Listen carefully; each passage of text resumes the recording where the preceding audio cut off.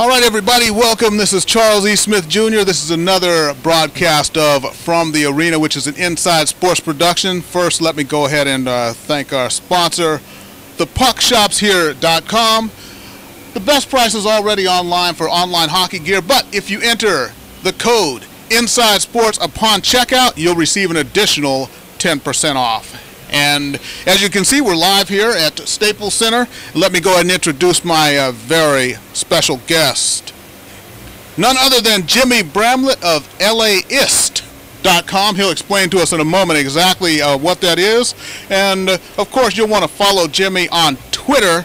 It's at Jimmy Bramlett. Not a terrible amount of time spent on the creativity there with your Twitter handle there, Jimmy Bramlett. But, you know what? It's good to have you here in the wake of another Kings loss, and let's see.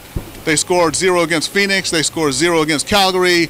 So, according to Billy Preston, nothing from nothing leaves nothing. Well, you got to have something. If you got to have be something. Yeah. Well, you know, I put just about as much creativity into my Twitter handle as the Kings did on offense. Oh. And that's cold.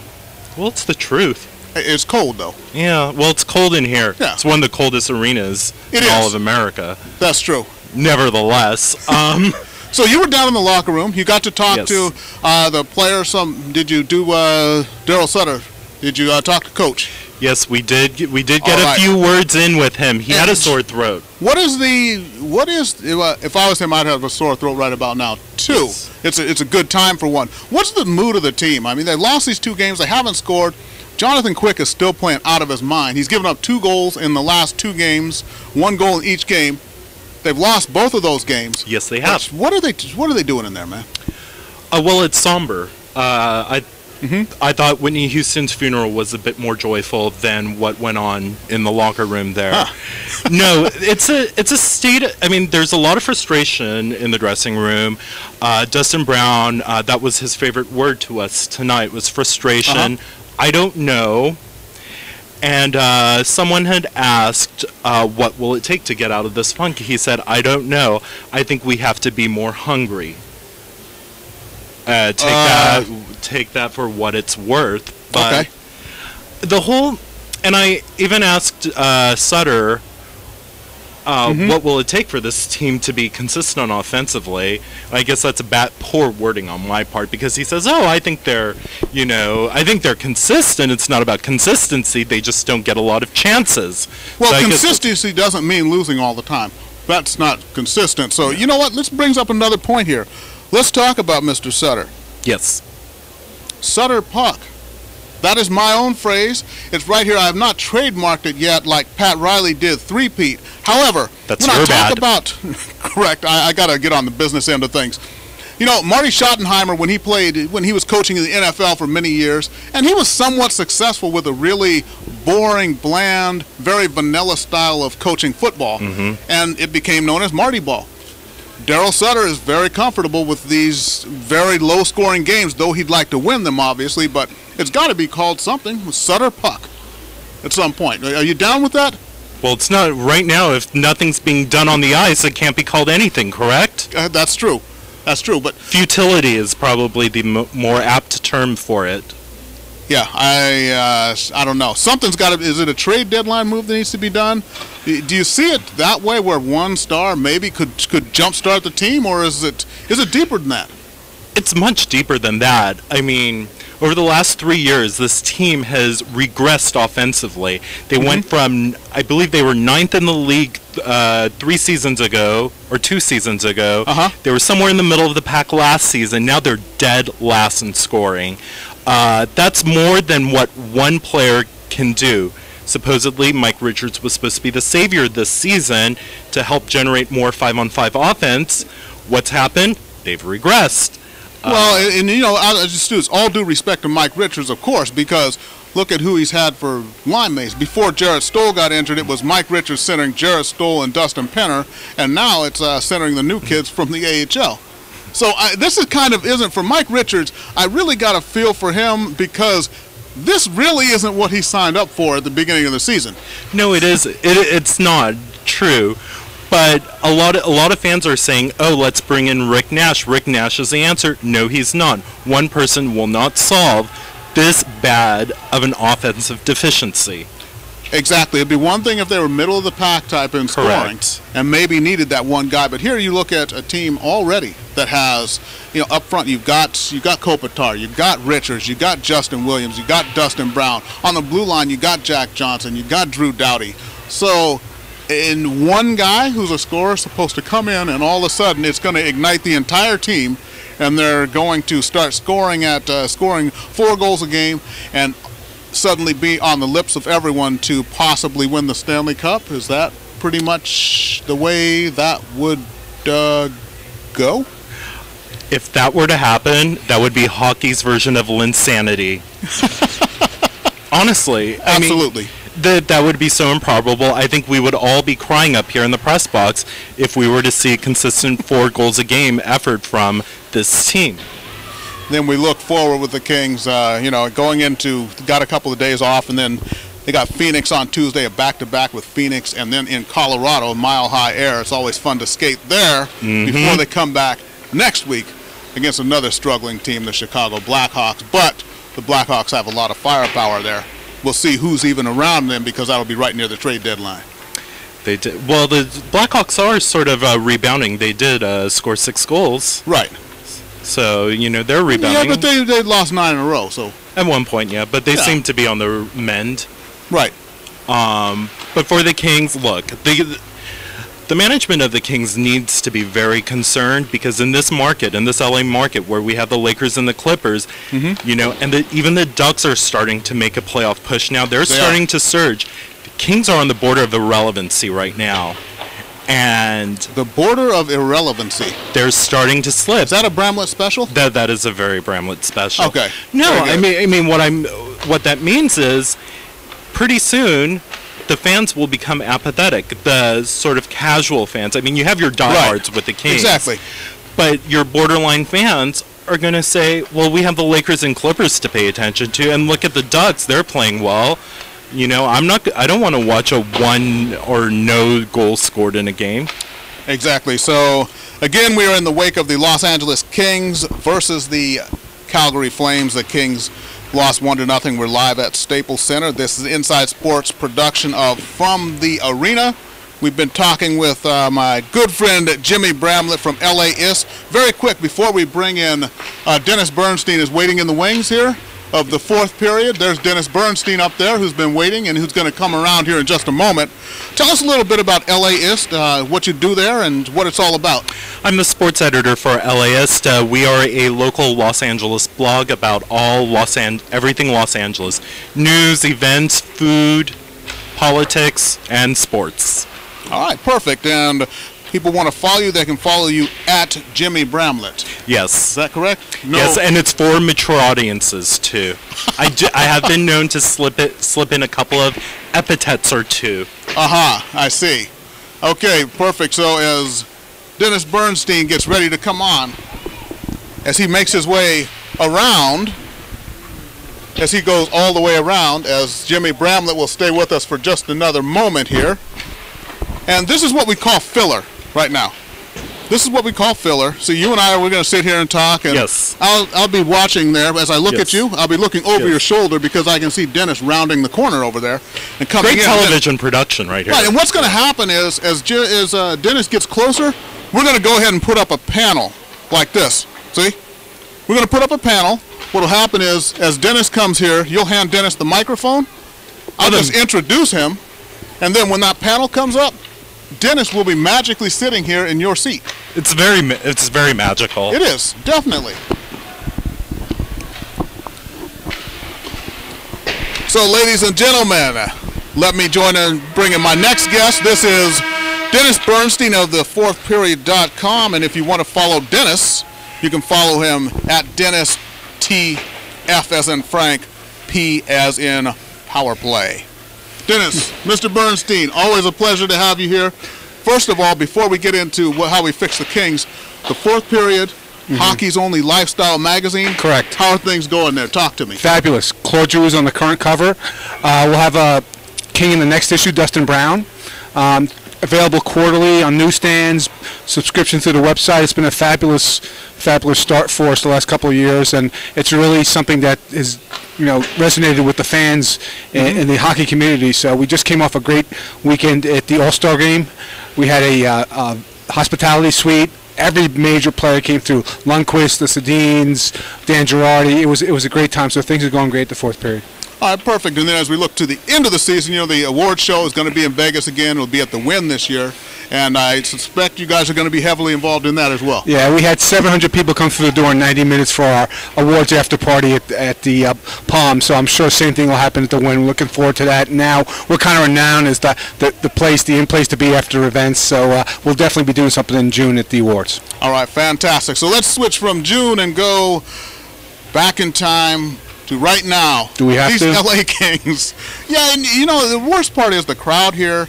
The crowd is coming in. They want to get excited, but there's nothing really to get excited about right now. You saw the performance against Phoenix the other night, a 1-0 loss.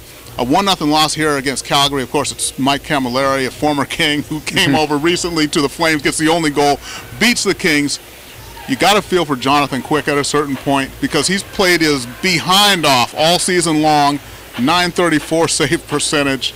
This is now the 10th time he has given up one goal, and the Kings have not converted that into 2 points. I think there's two MVPs in the organization. One is Jonathan Quick, and the other one is the marketing department for consistently selling out the building with a team that doesn't entertain. I think those are the two MVPs of the year. But look, Quick is going to get a Vezina nomination. I would be shocked if he didn't get one. I think. And Lundqvist will probably win because he has more wins. His statistics are about the same. I think Jimmy Howard also get consideration. He's got a phenomenal night as well. But Jonathan Quick is undoubtedly this team MVP. And you talk about trades with the team and whatnot. There's only one untouchable in the LA Kings. It's Jonathan Quick. I think anybody else at this point in time could be had because the big-time players who are making $5-6 million a year are not producing, and they've not been producing for a while. So it starts and ends with Jonathan Quick. And I think Daryl Sutter said in his post-game comments, his concern is more about his physical state than his mental state. He goes, he's as tough a player as I've ever coached. But when you have to play the guy every night, right. He's looking at 75 games. I mean, I don't know if Jonathan Bernier is back up to get 2 or 3 more games this season. So I think that's the bigger concern for Daryl Sutter. Is not that he has to be perfect every night almost, but that he's going to play every game. Right. Well, that's what happened we saw with Quick a couple of seasons ago, where he tended to wear down a little bit as the season went on. Obviously, he's working out like crazy. He's a big, strong, tough Absolutely kid. In better shape than 2 years ago. You look at not just the physical, but sometimes the mental toll that it takes to know that you just have to be so perfect every night. Here he is with a 1.91, actually a little bit lower than that now, goals against average, save percentage over .930, and still you're playing for a team that is sinking. Yeah. Well, you're playing that well, and the team is sinking. He'll never admit that this is stressful on him because the thing with Jonathan, though, is he's a perfectionist. So now when he drives home tonight, talking to the wife in the car, he's going to be reviewing that one goal that cost them the game. Not that it's his fault, but he is a perfectionist. He takes it very hard. He takes it to heart. He's a bulldog, though, and like you mentioned about wearing down during the season, he's much stronger physically than he was 2 years ago. So I don't think that's going to be an issue. And they've got some off days between games, and they can give him a maintenance day. So it's not about that. I think it's just a mental aspect that I can't make a mistake because my guys can't support me. But the statistics are kind of mind-boggling, that the lack of support for this team. And I talked to a lot of guys around the league, and a guy that plays against them in the Pacific Division says there's no way the team that has these players should be scoring this little, right? They say it's basically a coaching thing. They're being overcoached, and they're being not to be coached, not to be scored on. That's the issue. It's like they're not just throwing out the puck and go get it. This is a coaching issue, and you look at Daryl Sutter and you say, they needed a break from Terry Murray. If you didn't think that's the right solution, I think that they probably made the wrong choice in Daryl Sutter. He's a good man, knows the game very well, but he was 6 years away from the game. You can't play that style. I went at the West, Charles. Well, that's the thing, and as I coined the phrase when I did my latest column for Examiner.com, and I was talking about the Kings, and I called it Sutter Puck, much as we had Marty Ball in the NFL with Marty Schottenheimer.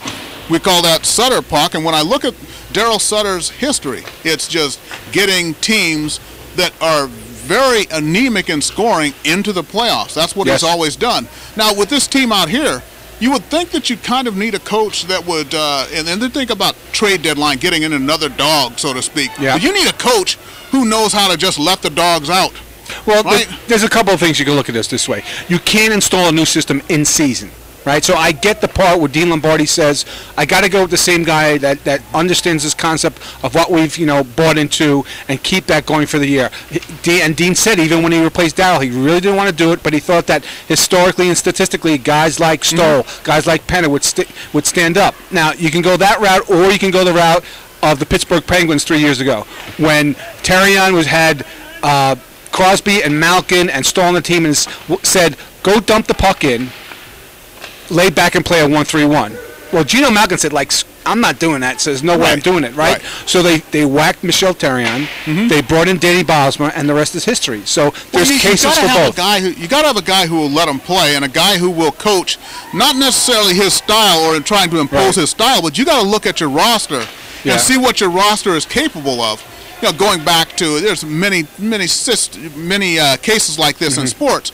Back to the early 80s with the Lakers, Paul Westhead, who wanted to control the guys. Yeah. They brought in Pat Riley. It's like, you know what? It's showtime. You got the horses. Go ahead and ride them.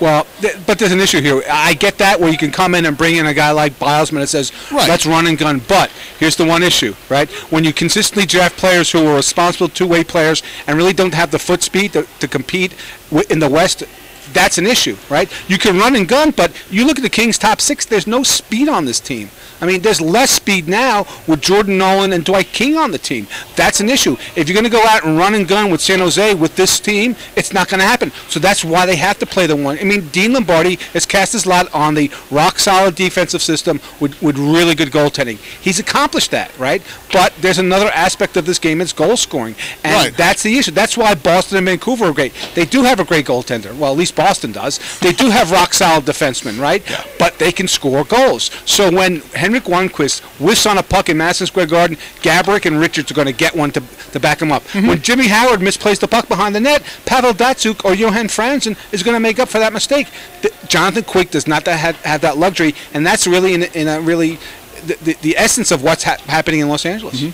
Well, something needs to be done. And like I said, with their scoring, if they were middle of the pack, that would be fine. If they were maybe 15th, 16th, 17th, 18th in the league, but dead last in the league, and not by a little bit. No, not anymore. Yes. I mean, the next closest team has, 10 or 12 more goals than they do. So it's not a night by night and see if maybe they're creeping up in the overall goal scoring. They're dead last, and by a ways dead last. And Charles, you mentioned the statistic about Quick giving up a goal in 10 games, not winning those games. Add 12 goals to this team. Is that 6 wins? That puts them in the lead in the Pacific. So that's the problem. You have an airtight team, and the problem is, Charles, they're never out of a game.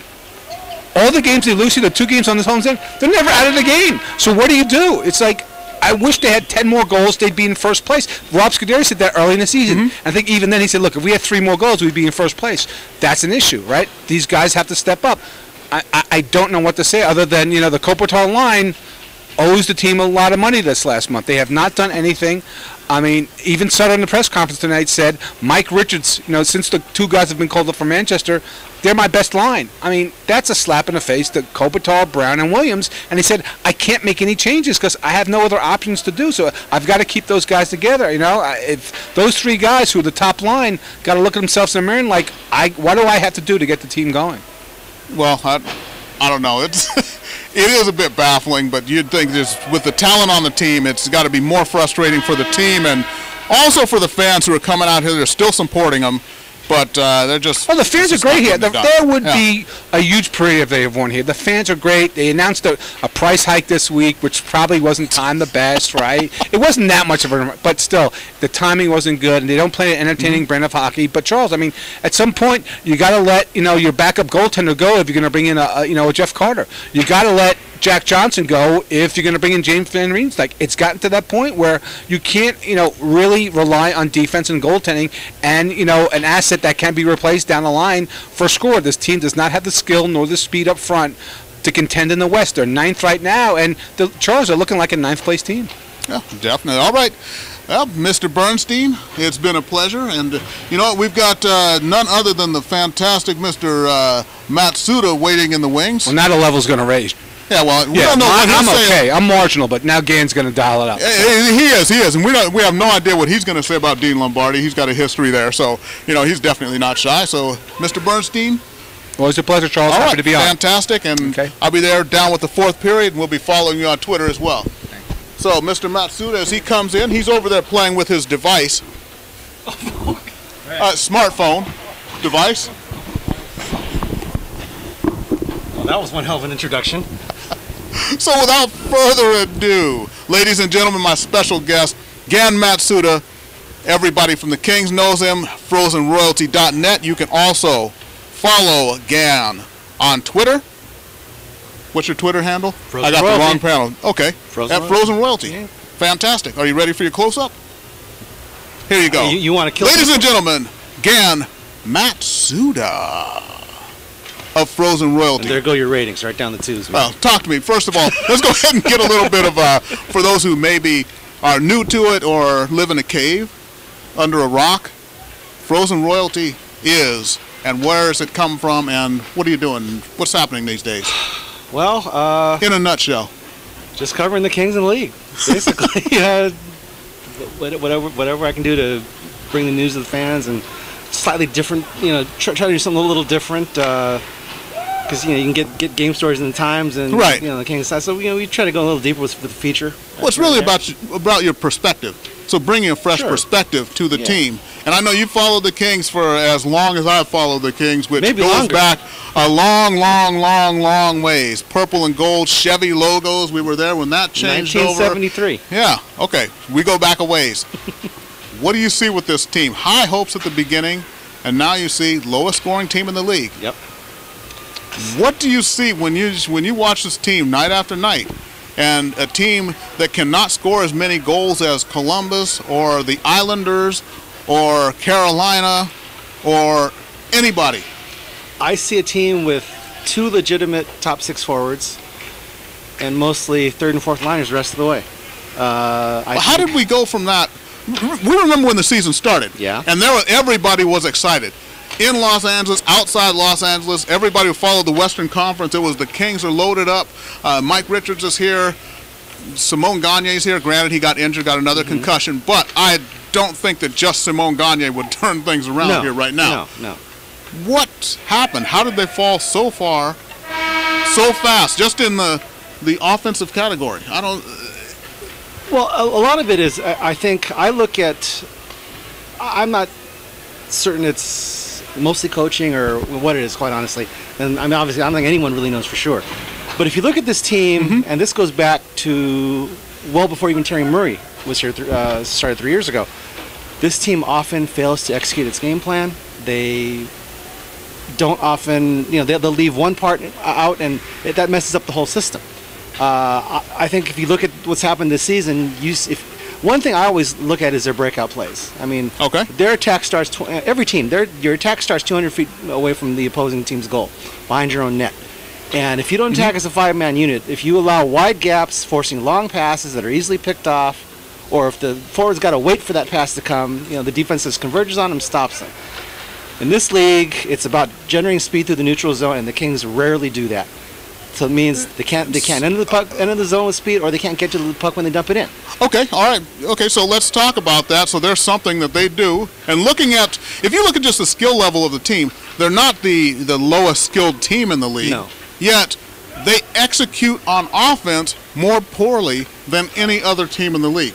But the other thing is, I think a lot of people have overrated this team's skill level.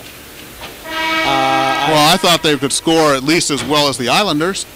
True. Let's go ahead and say that. True, but I do think when this season began, I think a lot of people thought, this team's going to be lights out. They're going to win the West, and I think a lot of the assumption was they're going to be one of the top 10 teams in every category. Right. Well, they were a trendy pick to go to the Cup final. Well, when the season began. I think it was pretty much almost consensus. Everybody thought they were going to contend for the West, and I don't think that was unrealistic.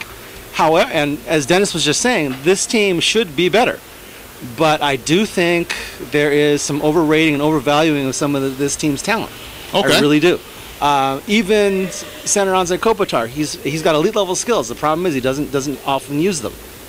And you got to wonder, is that him and maybe a confidence thing with him, or is that about the way that the game here is coached? Because right now with this loss, I think they fall into 9th place now, so technically not even a playoff team.